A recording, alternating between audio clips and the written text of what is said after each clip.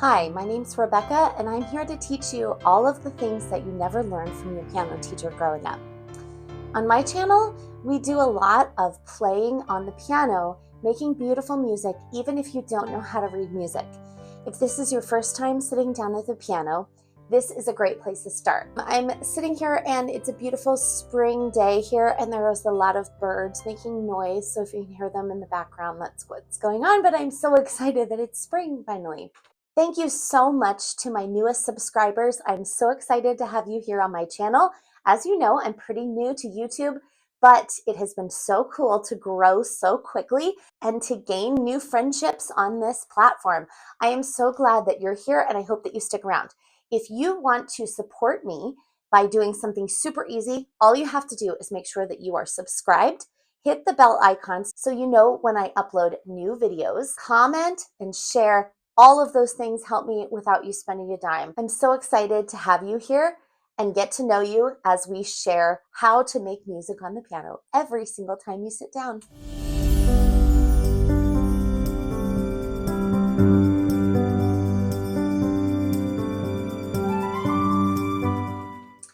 So I'm really glad that you've chosen to join me for this video, because this is a video that is very, very important. On my channel, we do a lot of improvisation. Improvisation is where you sit down at the piano and you make beautiful music every single time. And it doesn't really necessarily matter if you know how to read music or not. I believe that learning to read music is very important. It's a skill that every musician, whether new or old, needs to learn how to do. You just take it one step at a time, and you add that to your musical repertoire as learning to read music on the page, but also sit down and just get to play. One thing that I was never taught from my piano teacher was how to sit down and play by ear, or to make beautiful music with nothing in front of me. That seemed like a skill that either people were born into or they were taught how to do, and since I wasn't, I just felt left out. And so until I got to college and started really experimenting and then teaching on my own, I realized that I did not have that skill and I wanted to grow it. And so that's what we're doing here.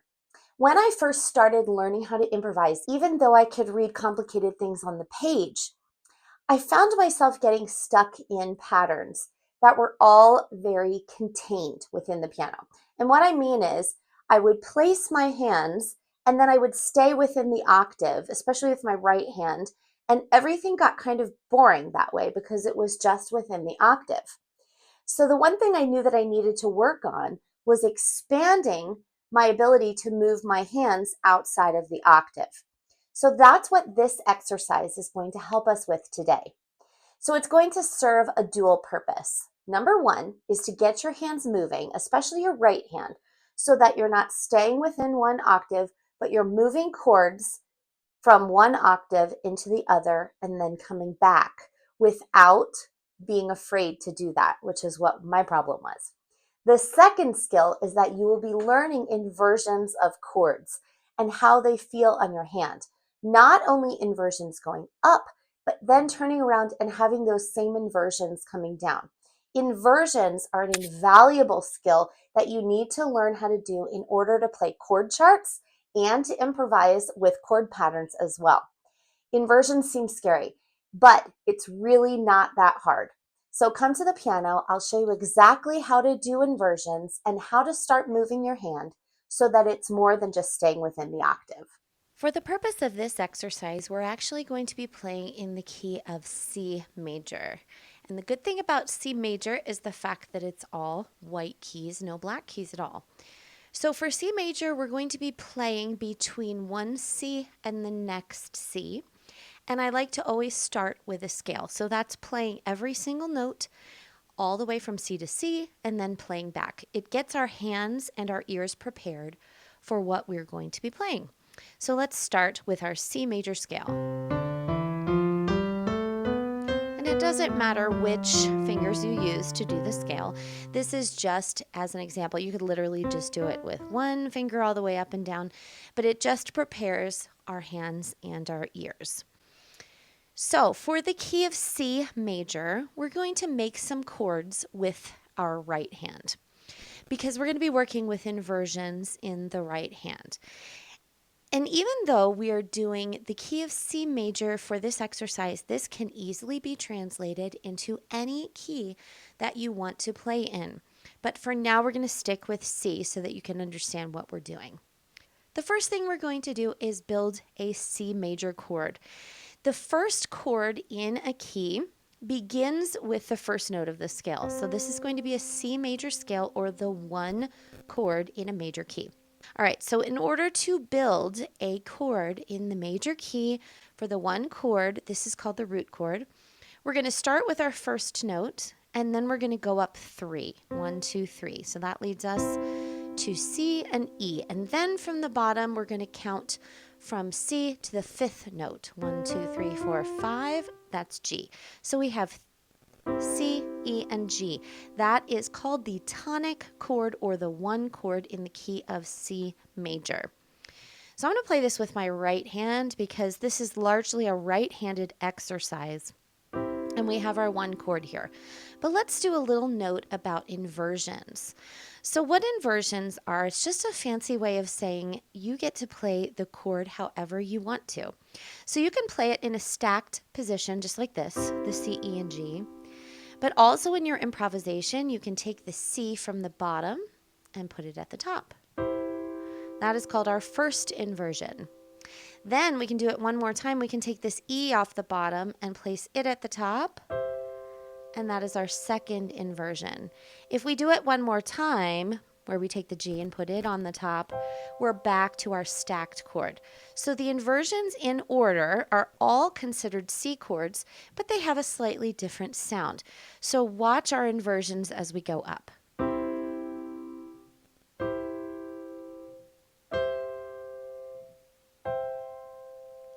All right, so for our exercise, what we're going to be doing are doing these inversions up, and then we're going to do the inversions back down again as well, because in our playing, if you move your hands up, you have to sometimes get back down, and a lot of times we'll get stuck and not know what to do with our right hand. So we're going to be practicing going up, but also going down. So it's going to look like this. We're going to do the root position, switch to the first inversion, then to the second inversion, then to the root again, and then one more. And then we're going to come back down. So that's our first inversion, root position, second inversion, first inversion, root. All right, so one more time.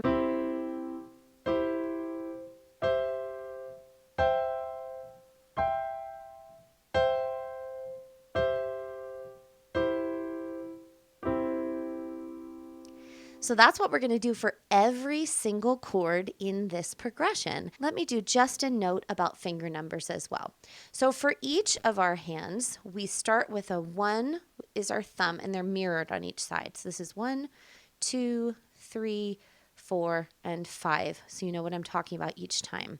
Let me give you the finger numbers for each of the inversions as we play them, so you are consistently playing them with the same finger numbers.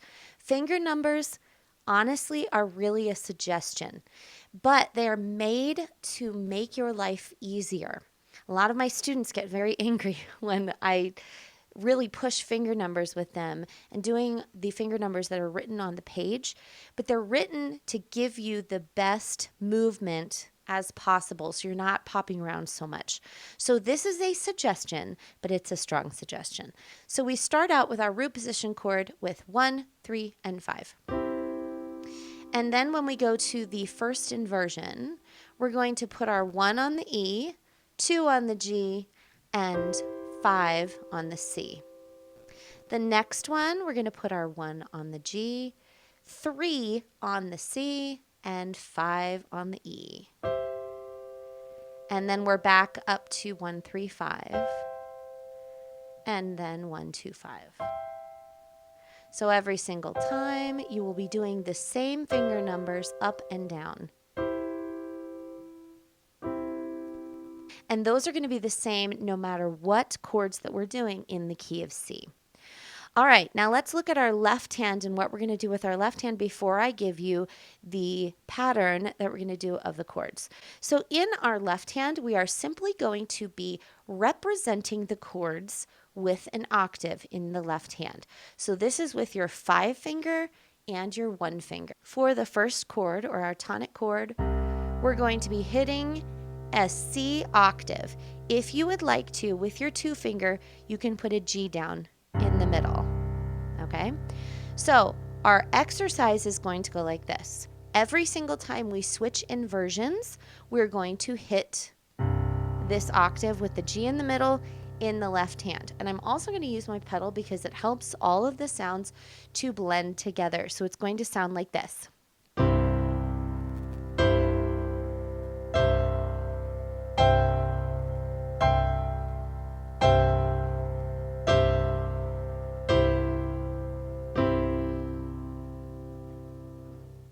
So there are actually 2 ways of doing the next part of this exercise. The first way is to create chords based on every single note of the C scale. So first we would do the C major like we just did, and then we would go to a D minor, and then an E minor, then an F major, G major, A minor, B diminished, and then we would end on our C. So that is something that you could do where you do every single one. It's not very musical to do it that way, but you are teaching your hands. So for example, like the 2 chord built on the D, it would be D, F, A. This is a minor chord. This is the D minor chord. And it feels exactly the same as the C major chord. It's just with different notes. All right. So it would be like this.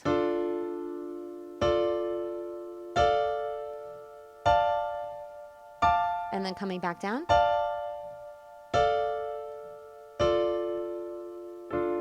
And then you would do the same thing with the 3 chord, which is the E minor, and do it all the way through. You could do that whole thing while representing the chords in your left hand. But instead of doing that way, I would like to do a little chord progression just because it sounds like an actual song. So the chord progression that we're going to be doing is going from a 1 chord, which is a C, and doing all those inversions. Then going to the 6 chord, which is an A minor. And then going to a 2 chord, which is an D minor. And then going to a G chord, which is our 5. And then ending on a C chord. Then it becomes a little bit more musical. Okay, so here is what this would sound like with the next one, which is our A minor. Okay, so we represent the A minor with an A octave with an E in the middle if you would like. So instead of hitting for every single chord with your left hand, you can do that, absolutely, or you can make it a little bit more rhythmic. So this time, I'm only going to press this A a few times in between when I press my chords with my right hand. It just makes it a little bit more musical. Okay, so this is the A minor inversion after we do our C. So we do our C, and now we're going to go to our A minor like this.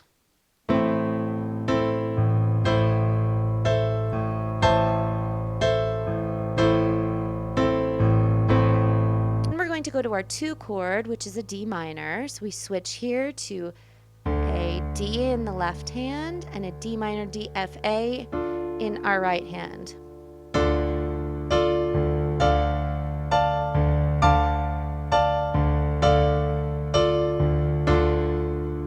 And then we go to our 5 chord, which is a G. Left hand octave G, right hand G major chord G, B, and D.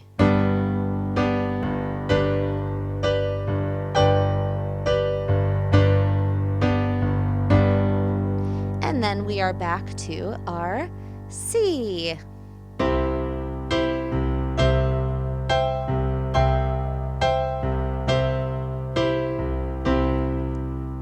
All right, so here's the entire thing in a row. Reminder, here's our left hand. We do C major, A minor, D minor, G major, C major. Here is the entire thing in the key of C major.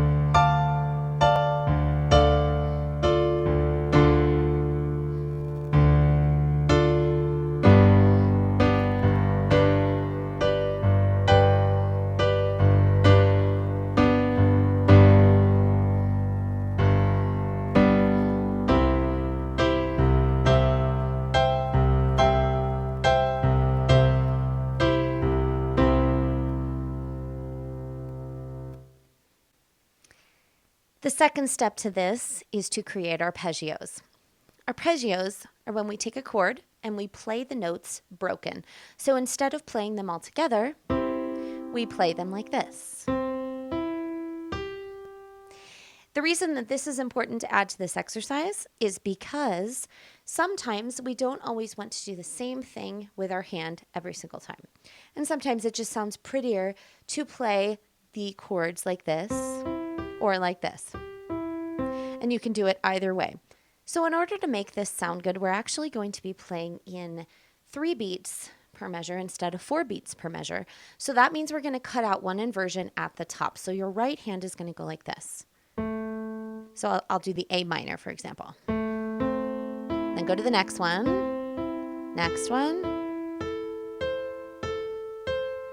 and now we come down.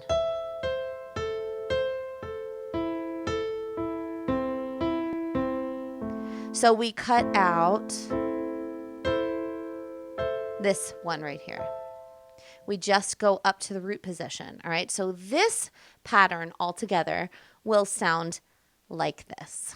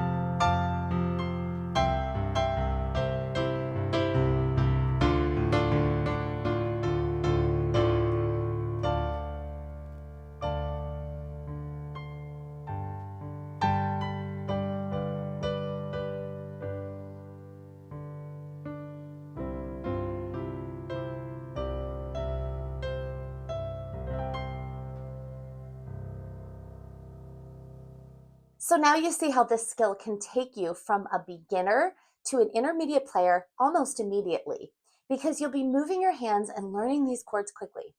If C major becomes really easy, you don't even have to think about it anymore, start going through the circle of fifths. If you go through the circle of fifths to all of the major keys and then all the minor keys, this will keep you busy for a good long while. It will also teach your hand all of these different chords and be able to move them without fear on the piano.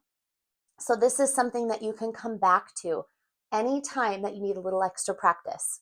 If you sit down and don't know exactly what to do, this is a great exercise to do with both hands. Don't just stick to the right hand. You could also do this with the left hand as well. If you're struggling to know which keys to do, check out my playlist on the Circle of Fifths. I have it linked right here for you so that you can play through all of the major keys. Right now, we started at the key of C. We're going all the way through clockwise and counterclockwise on the circle of fifths, so you'll learn to play in all of those major keys. Have fun practicing and let me know how I can help.